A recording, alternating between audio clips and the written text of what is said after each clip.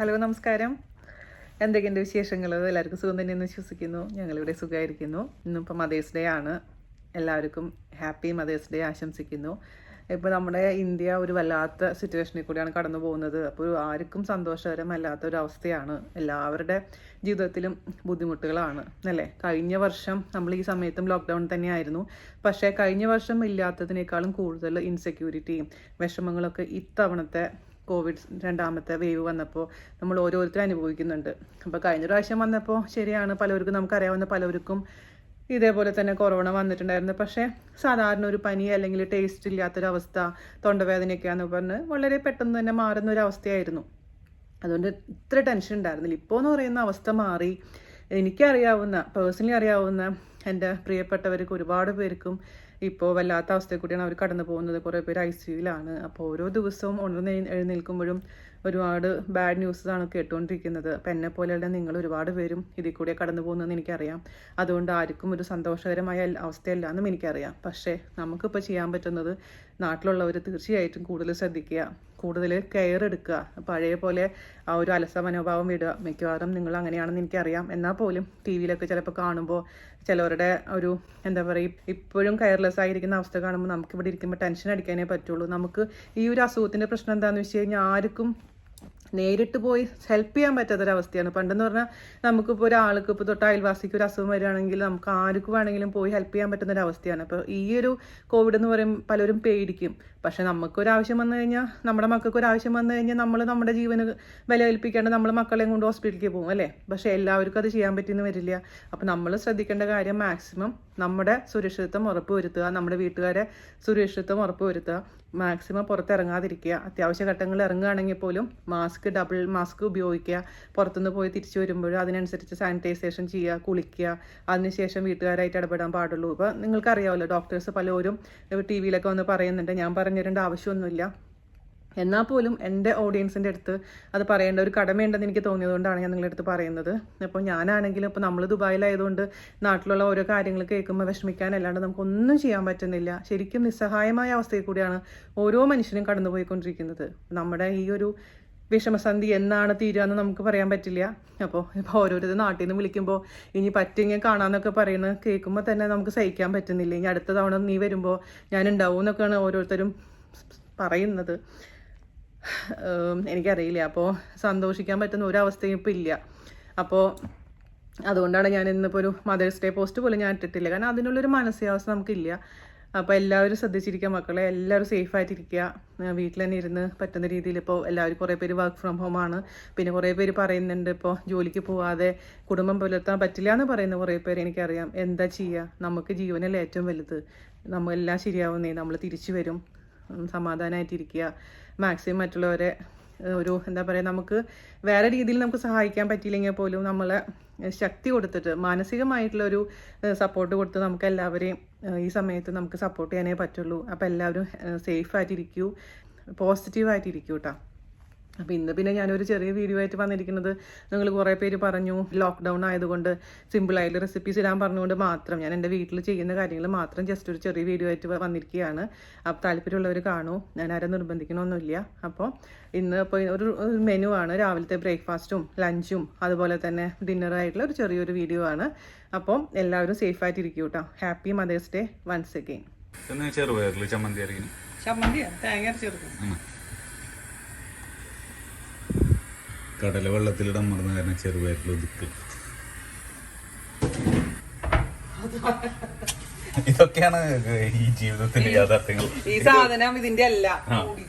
മനസ്സിലായില്ലേ? അത് മനസ്സിലായില്ലേ? അത് ഓർമ്മിപ്പിക്കാന്ന് വെച്ചിട്ട് ഞാൻ ഇങ്ങനെ ഡോക്യുമെന്റ് ചെയ്തതാണ്. ഇത് മച്ചിങ്ങയുടെ മുകളിലുള്ള 3 കണ്ണ് പോലെ ഉപമ വരട്ടെ. പൊൻകതിറ് പുട്ട് പൊടി വെച്ചിട്ടുള്ള പുട്ട്, നല്ല ചൂടുള്ള ചെറുപയറ് കറി, പഴം,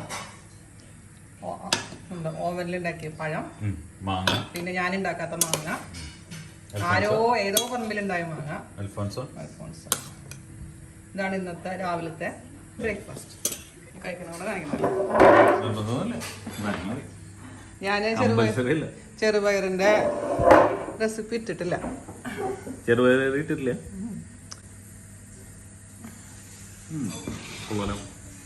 നമ്മുടെ സുഗിയൻ ഉണ്ടാക്കില്ലേ, ചെറുപയർ വെച്ചിട്ട് ലൂസാക്കിയതല്ലേ അത്. സുഗിയനിൽ നമ്മളൊരു അഭ്യാസം ചെയ്തിട്ട് ചെറിയതാക്കിയിട്ട് സുഗിയന്റെ റെസിപ്പി ഉണ്ടോ പറയാം. എനിക്കൊട്ടും ഇഷ്ടമില്ലാത്തൊരു സാധനം. എനിക്കൊട്ടും ഇഷ്ടമില്ലാത്ത സാധനം. പക്ഷെ ചെറുതാക്കിയപ്പോ വലിയ കുഴപ്പമുണ്ടായില്ല. ഒറ്റ വായിൽ കഴിക്കാൻ പറ്റും. കാരണം ചെറുപയർ കഴിപ്പിക്കാൻ വേണ്ടിയിട്ട് വീർപ്പിച്ച് ഉള്ളിൽ കഴിച്ചാലും ചെറുപയർ മാത്രമാണ്. പക്ഷെ ആ പുറത്തുള്ള ക്രിസ്പി സാധനമാണ് കടിക്കാൻ രസം. ആരോഗ്യം ചെറുപയറിലാണ്. അപ്പോൾ ഞങ്ങൾ ബ്രേക്ക്ഫാസ്റ്റ് കഴിക്കട്ടെ, അതിനുശേഷം ലഞ്ചിനുള്ള പരിപാടി നടക്കട്ടെ. നല്ല മാങ്ങയാണല്ലോ.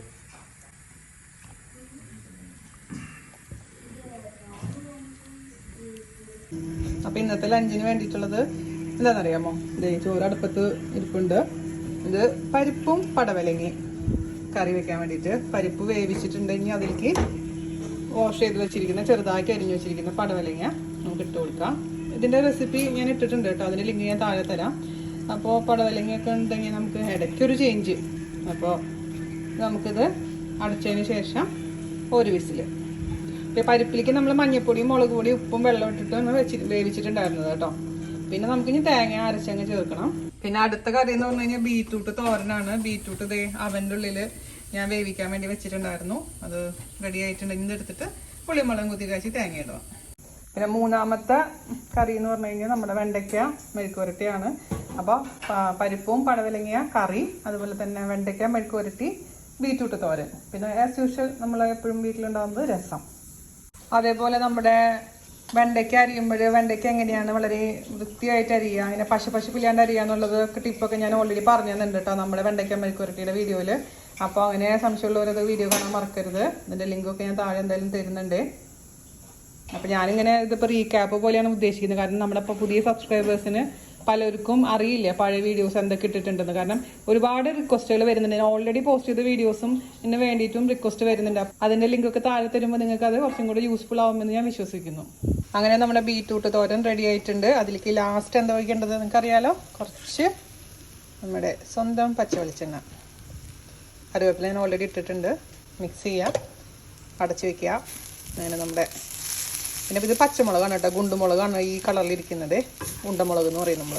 പിന്നെ പ്രത്യേക സ്വാദാണ്. അപ്പം നമ്മുടെ വെണ്ടയ്ക്ക മെഴുക്കുവരട്ടി റെഡി ആയിട്ടുണ്ട് കേട്ടോ.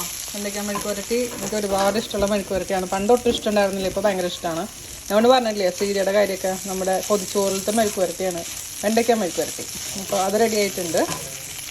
അപ്പോൾ നമ്മുടെ പരിപ്പ് പടവലങ്ങ കറി റെഡി ആയിട്ടുണ്ട്. ഞാൻ കാച്ചി വെച്ചു. അപ്പുറത്ത് രസം തളിച്ചുകൊണ്ടിരിക്കുന്നു. അപ്പോൾ ഇന്നത്തെ ഏകദേശം റെഡി ആയിട്ടുണ്ട്. അതും കൂടി രസം കൂടെ കാച്ചി കഴിഞ്ഞാൽ ഇന്നത്തെ ലഞ്ച് റെഡിയാണ്. പിന്നെ വൈകുന്നേരത്തേക്കിന് ആലു പൊറോട്ടയാണ്. ആലു പൊറോട്ടയ്ക്ക് വേണ്ട കാര്യങ്ങളൊക്കെ റെഡി ആക്കി വെക്കണം. അത് കുറച്ച് കഴിഞ്ഞിട്ട് ഇപ്പം ഞാൻ നന്ദുവിനെ പഠിപ്പിക്കാൻ പോവാണേ.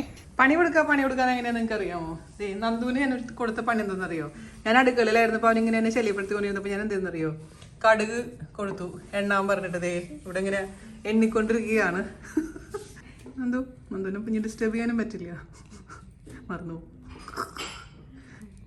എന്തിനങ്ങനെ എഴുതി വെക്കണത്?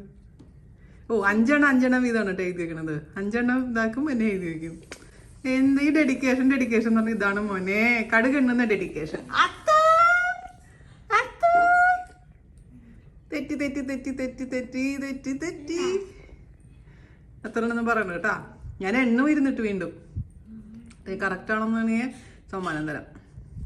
ഓക്കെ, അത് പഠിക്കണം മലയാളം. ഞാൻ മലയാളം പഠിക്കാൻ പറയാം കടുകണ്ണാണ്.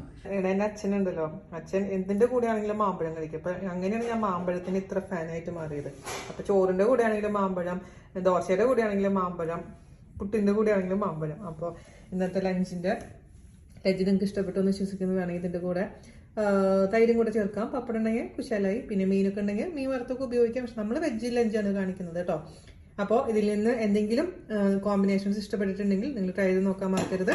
പിന്നെ നമുക്ക് ഈവനിങ്ങിലത്തെ നമ്മുടെ ആലു പൊറോട്ട കൂടെ കാണാം അല്ലേ. ഇവിടെ ജാൻജോഷി ഫുഡ് കഴിക്കാൻ വേണ്ടി റെഡി ആയി വന്നിട്ടുണ്ട്. പൊടിയരി ചോറല്ല, പൊടിയരിച്ചോറ് പോലെയുള്ള മില്ലറ്റാണ്. സ്റ്റാർച്ച് കൂടുതലുള്ള മില്ലറ്റ്. കുഴഞ്ഞിരിക്കുന്നത് ഈ വെണ്ടയ്ക്ക് പച്ചക്ക് ഉണ്ടാക്കാൻ ഇത്ര വലിച്ചു കഴിഞ്ഞാൽ പിന്നെ അതിന് ടേസ്റ്റ്.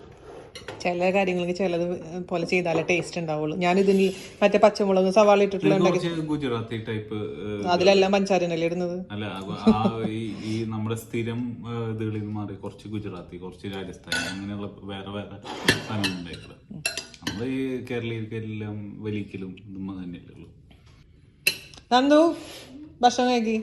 നിനക്ക് ഇഷ്ടപ്പെട്ട ബീറ്റ്റൂട്ട് ഉണ്ട്, പരിപ്പ് കറി ഉണ്ട്, തൈരുണ്ട്. ഇത് വേണ്ട, മാമ്പഴം വേണ്ട. എല്ലാവരും നല്ല ശീലങ്ങൾ പഠിപ്പിക്കണ്ടേ. ഇതൊക്കെ ആൾക്കാർ കാണുമ്പോൾ ഇത് എവിടെ നിന്ന് വന്നതെന്ന് വിചാരിക്കില്ല.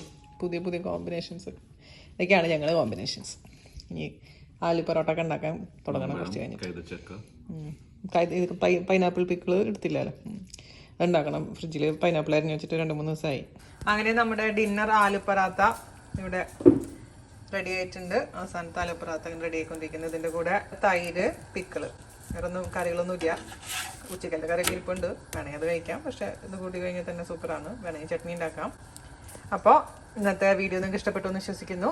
എല്ലാവരും ഇതുപോലെ കോമ്പിനേഷൻസ് ഇഷ്ടമാണെങ്കിൽ വീഡിയോ കാണാൻ മറക്കരുത്. മാക്സിമം ഷെയർ ചെയ്യുക, നമ്മളെന്നും സപ്പോർട്ട് ചെയ്യാം. നമ്മുടെ ആലു പൊറോട്ട വീർത്തു താന്നു ജാൻജോഷി.